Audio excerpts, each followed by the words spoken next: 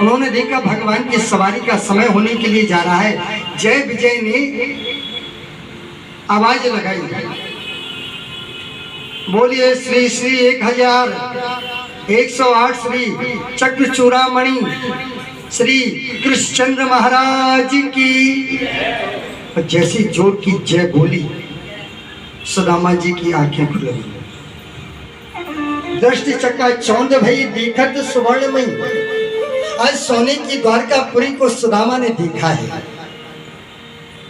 आंखों में चमक ऐसी समाई, सोचने लगे अरे मैं जागत हूं कि सोवत हूं, अरे मैं सो रहा हूं कि जाग रहा हूं या कोई स्वप्न देख रहा हूं। और बोले सामने ये दो मूर्तियां खड़ी हैं, बोलती एक भी नहीं। और सुदामा जी गए और जाकर के जैसे ही जय विजय जो मूर्तमान खड़े थे उनको जाके नाक में उंगली करने लगे। जैसी नाक में उंगली की, बोले क्या करते हैं, केम छे? गुजरात मेहनत द्वार, बोले केम छे? सुदामा जी बोले भैया हम 6 वे नहीं, हम तो एक ही हैं, एक ही हैं।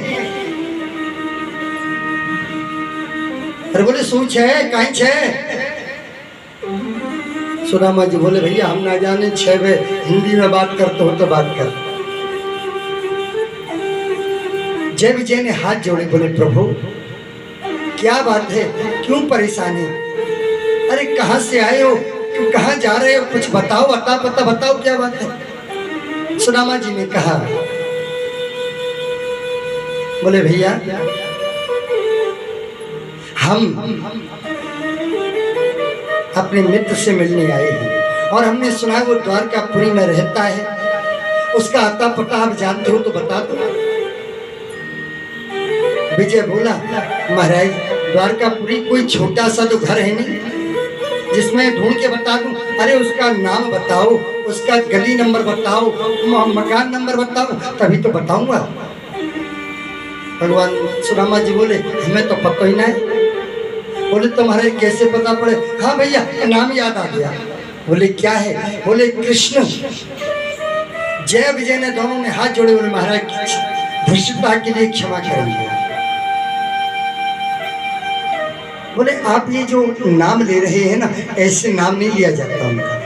बोले क्यों? अरे वो कोई साधारण पुरुष नहीं, वो चक्र चूड़ामणि चक्रवर्ती सम्राट हैं, उनके नाम के आगे उपाधियां लगती हैं।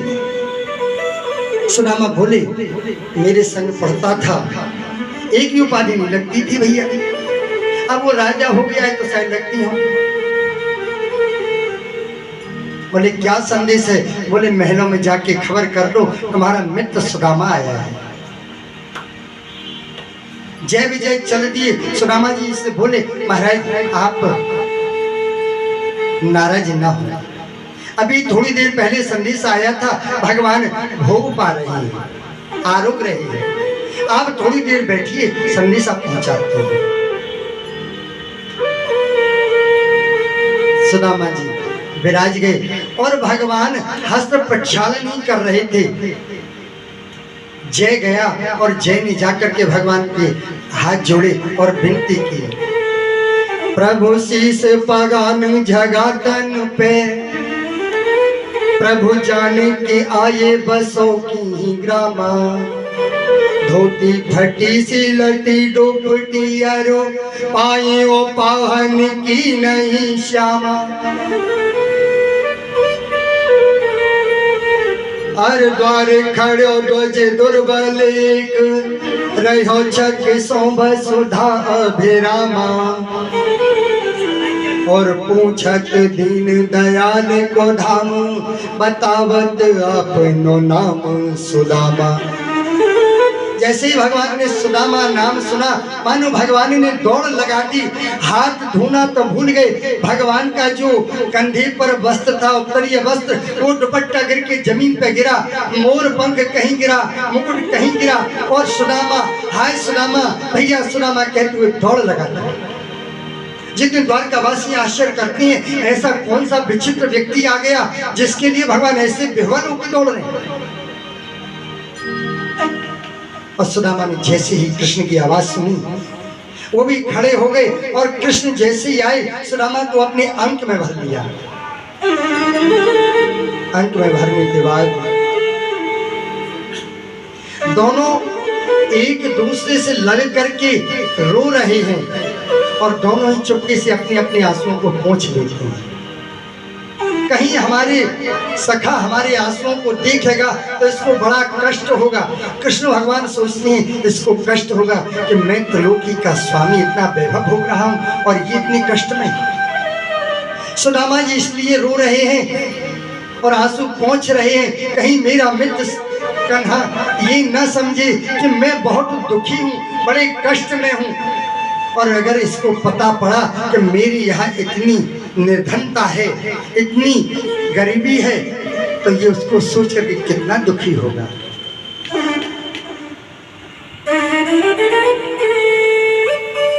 दोनों ने आंसू पोंछे। भगवान कृष्ण सुदामा जी को लेके गए, अपने सुंदर सिंहासन पर बैठाया है और बैठाने के बाद उनके चरणों में आप बैठ गए। चरणों में बैठ करके भगवान सुदामा के तलुओं को सहला रहे हैं। जैसे तलुओं को सहलाने लगी तो उसमें असंख्य कंटक लगे हैं। भगवान ने सुदामा जी की चरणारविंद को ऊपर किया और उसमें जो कंटक लगे थे उसको एक कांटा खींचा। सुदामा जी कह रहे, अरे भैया कन्हैया कहाँ करें? रक्त बहने लगा। भगवान ने अपने ओष्ठों से उस रक्त का पान किया है, मानो उस पर अधरामृत को प्रदान कर रहे हो गोविंद। सुदामा के पैरों से कांटे निकाले और रुक्मिणी को आज आज्ञा दी, जाओ देवी, जाकर के हमारे मित्र की चरण प्रक्षालन के लिए जल लेकर के आओ।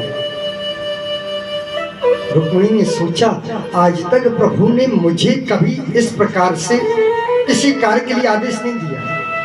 आज ये ऐसा कौन सा विचित्र प्राणी आया है, इसके लिए नारायण मुझे सौभाग्य देते हैं। इधर चल दी रुक्मिणी, और रुक्मिणी जी जब चल दी, भगवान चरणों को देख रहे हैं और आज सुदामा की दीन दशा को देख करके रो रहे हैं। आंखों से झरझर आंसू गिर रहे हैं उस दीन दशा को देख करके। ऐसे बेहाल बेवाइन सो पग कंटक जाल लगे पून जोए, हाय महासुख पायो सखा तुम आए इते न किते दिन खोए। क्यों नहीं आए सुदामा तक मेरे पास, इतने दिन कहाँ भुला दिए। अरु देख सुदामा की दीन दशा, करुणा करके करुणा निधि रोए।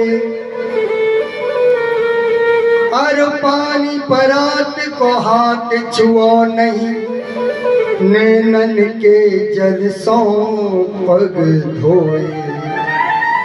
इतना रुदन किया गोविंद ने, आज जल की आवश्यकता नहीं पड़ी, अश्रु की धारा से चरण धो दिए।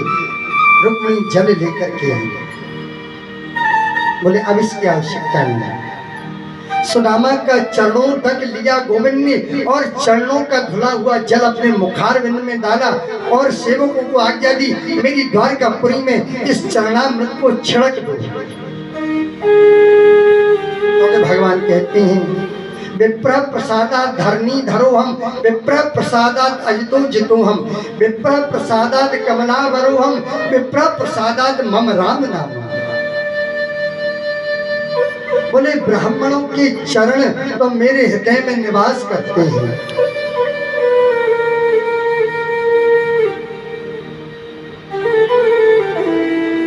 इधर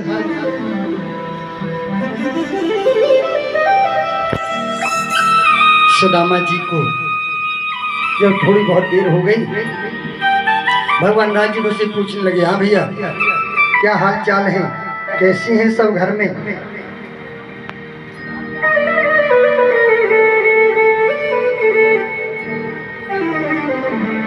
तेरी कृपा से सब चकाचक है। बोले अच्छा, आज भगवान जानते हैं कि सुदामा जो तंदुल लेके आया है ये भेंट नहीं करेगा। बोले क्यों? क्योंकि मेरी यहाँ 56 करोड़ वंशियों की सेना है और ये लाया है चावल, तो लोग क्या सोचेंगे, भेंट लाया भी तो क्या लाया। बड़े सच्चा रहे। भगवान ने पहले तो 56 भोग बनाया, मंगाया, भोजन कराई, सुंदर वस्त्र पहनाए सुदामा। और भगवान ने प्रश्न किया, भैया एक बात बता, हमारी भाभी ने कछू भेजा है? हाँ, जब दो मित्र मिलते हैं ना, कोई बात करें या ना करें, भाभी की बात जरूर करेंगे। प्यार से बोलो राधे राधे। हाँ, भाभी की कुशल जरूर पूछेंगे। सुदामा जी से कह रहे भगवान, अरे भैया कछु भाभी ने भेजो है। सुदामा जी बोले, कछु ना भेजो। अरे बोले तेरी भाभी जय गोपाल जी की भेजी। बोले तुम मिले आओ, अपने मित्र से मिले आओ। तो हम तो वैसे हमारी कोई इच्छा नहीं, पर जब तेरी भाभी ज्यादा पीछे पड़ी तो हमने सोची उत्तम श्लोक दर्शन। अरे बहुत दिन है गए अपने सखा के मिले नाए, तो या बहाने मुलाकात है गई है। क्यों वैसे तो तू आवे को ना मैं जान, तो या बहाने ती आवे हो कछु ना कछु ते भैया मैं जान। तो सुदामा तू बड़ो हटीलो है। तो बोले ये तुम माध्यम बनाए, और तेरी भाभी ने बात ने कही और मैं आ गई।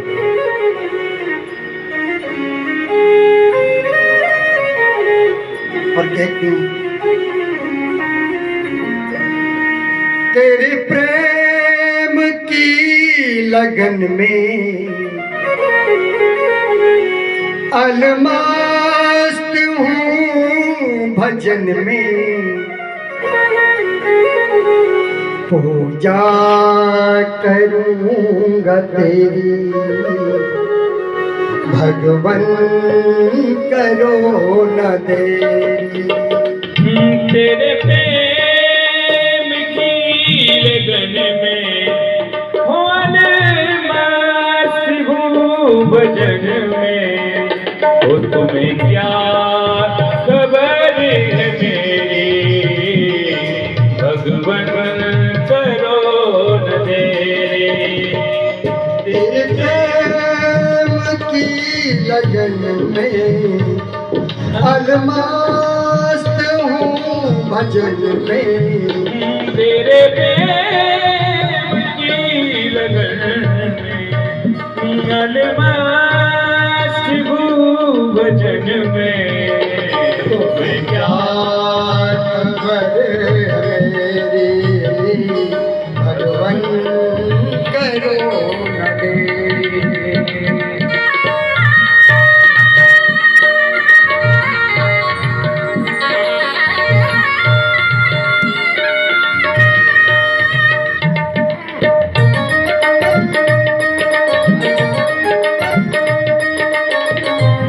ताली सेवा करते हुए मस्ती पे गाइए, घूमते हुए गाइए।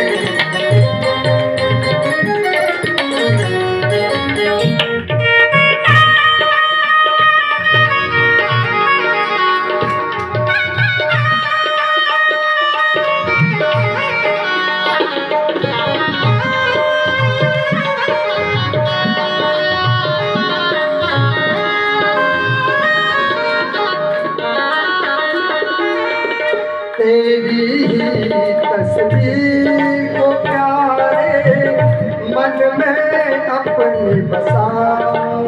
हो तेरे तस्वीर को प्यारे मन में आज बसाऊं।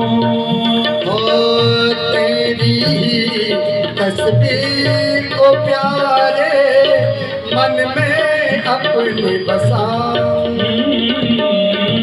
तेरी तस्वीर को प्यारे मन में आज बसाऊं।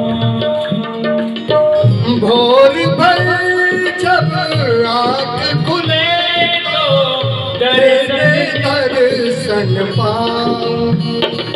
हाँ, भोर में जब आँख खुले तो दर्शन तेरे पाऊं।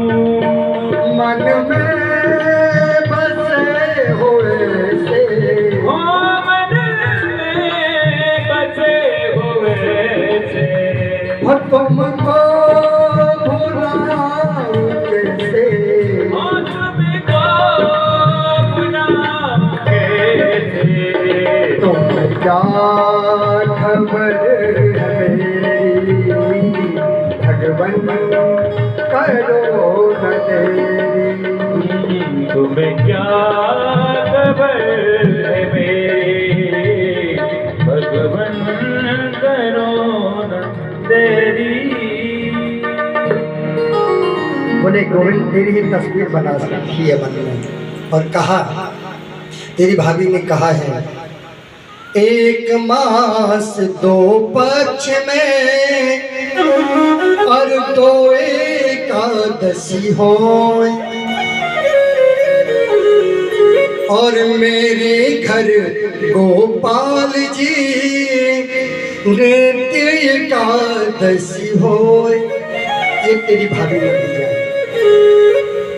और भगवान कहते हैं, बोले सुदामा जी एक बात बताओ, बहुत देर हो गई, तुम्हारा ये हाथ ऐसे क्यों है? अरे हाथ को इसको क्यों नहीं उठाते हो? सुदामा जी बोले भैया कहा करें, मार्ग में आ रहे तो पता नहीं हाथ में कछु है गए होए, बड़ी जोर से दर्द है।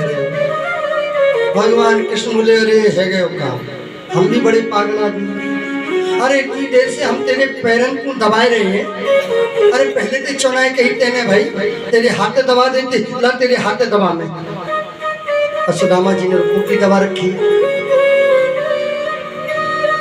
अब कैसे कहें कि भैया चावल दबे हैं? सुदामा जी तो बोले ला भैया हाथ दबा, सुना दूर है भैया। बोले क्यों? अरे भैया में बहुत तेज दर्द हो, तुम दबावे तो और तेज हो जाएगा। फिर भगवान बोले नहीं नहीं ऐसी कोई बात नहीं। आज भगवान कहना चाहते हैं, आप ब्रह्मन गुरुकुलाद, आप ब्रह्मन गुरुकुलाद भवता लब्ध दक्षिणात्, समावृत्ति न धर्म क्या भार्योढ़ सदसीन। बोले भैया एक बात बता, तो अपने गुरुकुल की बात याद है ना? अब जब दो सखा मिलते हैं तो उनकी कोई बातें होती हैं तो इशारों बात हो जाती है, पूरी बात नहीं खोलते। हाँ हमारे यहाँ ब्रज में कहावत है कि गूंगा जाने के गूंगा को घर को जाने। भगवान कहना चाह रहे हैं सुदामा से, तू चावल नहीं दे रहा है। अरे गुरुजी के यहाँ पढ़ते थे, जंगल में गए थे और भैया कितनी तेज बारिश पड़ी। सुदामा जी बोले हाँ हाँ भैया याद है, सब याद है, पर एक बात बता और सब ठीक है ना? बात को काट देते हैं। ये सारे भी दोनों समझ गए। भगवान कह रहे हैं पहले तूने वो जो चने गुरुजी ने जी वो खा लिए थे, उससे ये गति हुई, अब चावल नहीं देगा तो क्या गति होगी? पर भगवान कहते नहीं। सुदामा जी डरते कि इतनी सभा में लोग बैठी हैं, मेरी हंसी ना करा दे गोविंद।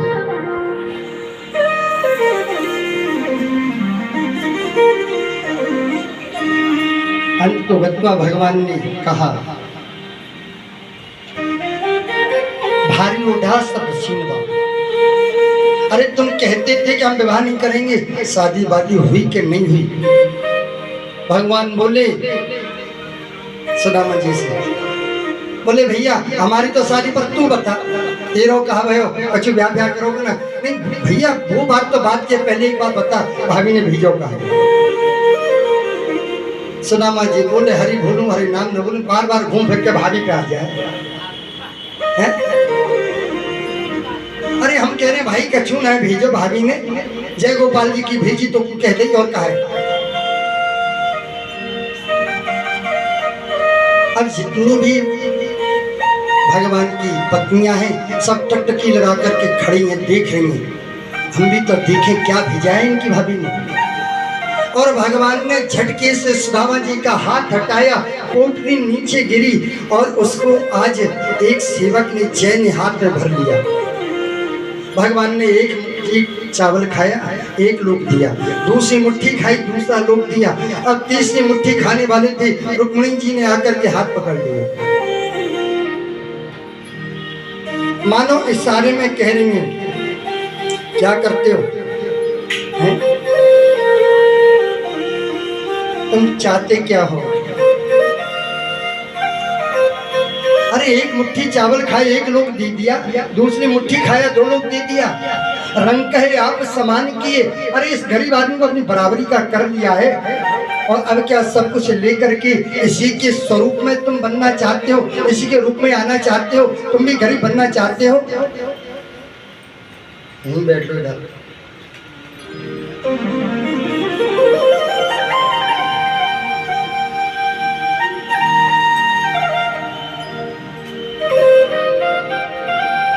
मानो एक भाषा में तो इशारे में कर दिया सारा। रुक्मिणी ने आंखों ही आंखों में, क्या तुम भी गरीब होना चाहते हो? अब भगवान तो जान गए, आंखों में समझ गए। अब लेकिन सुदामा जी बगल में बैठी हैं तो ये क्या सोचेंगे, इसलिए रुक्मिणी जी कहती है स्वामी ये अच्छी बात नहीं। अरे वहां से भोग आया है, अभी ये आप भोग लगा रहे हो तो थोड़ी प्रसादी तो सब में बंटनी चाहिए।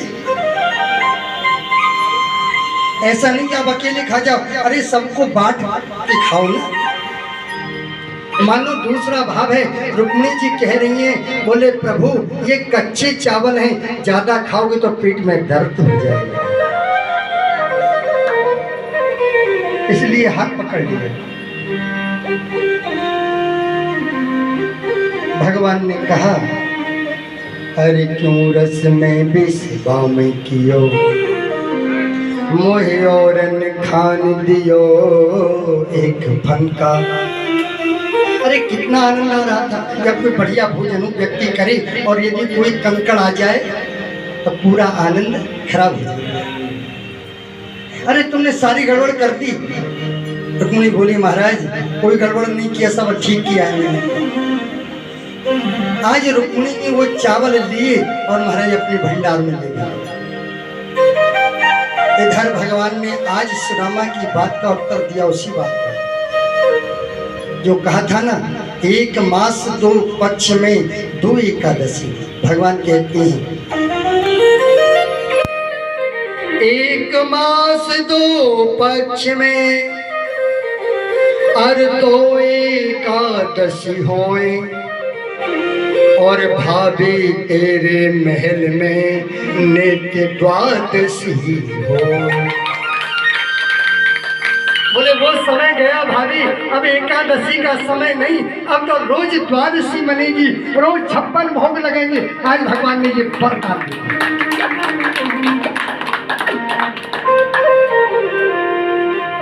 और सुदामा जी अब कहते हैं हमारी तो तैने खोद खोद के उजरी करी है कि बड़ी भाषा के शब्द।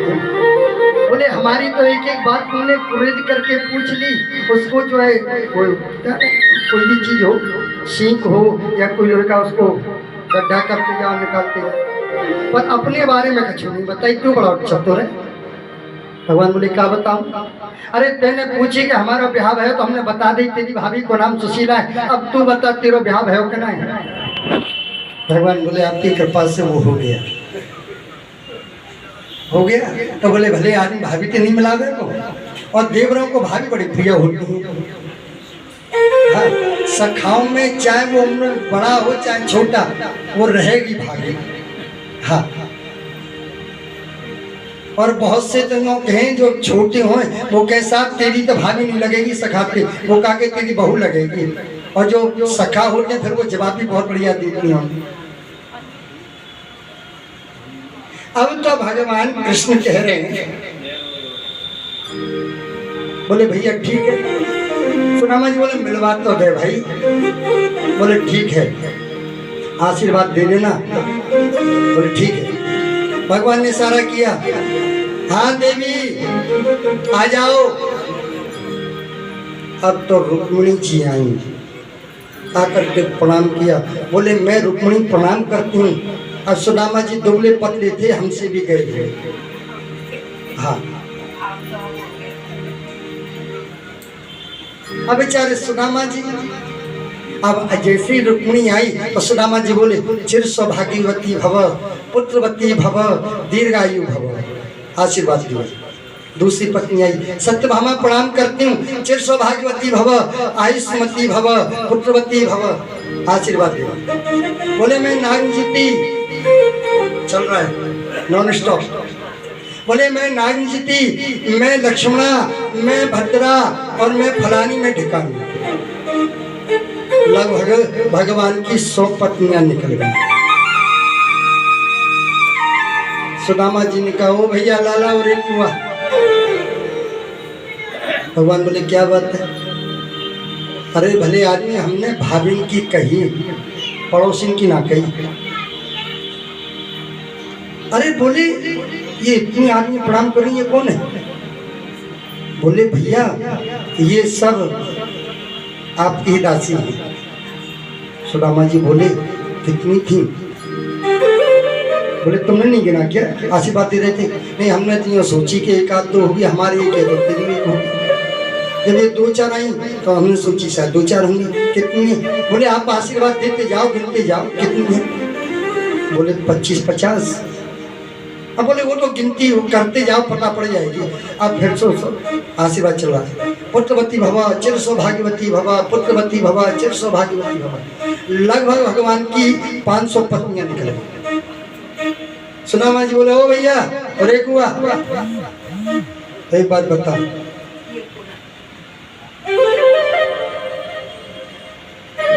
मतलब ये सब तेरी हैं क्या? हाँ हाँ। बोले अपनी है सब। बोले तेरी इतनी, हमारी एक ही। अरे हम तो एक के मारे इतनी दूर भागे डोलने, और तू इतनी पे कि भैया कैसे जीतता हो? अब बोले भाई हमारे तो यह हाथ में दर्द है, बोले तू कहे तो याद के दे दे।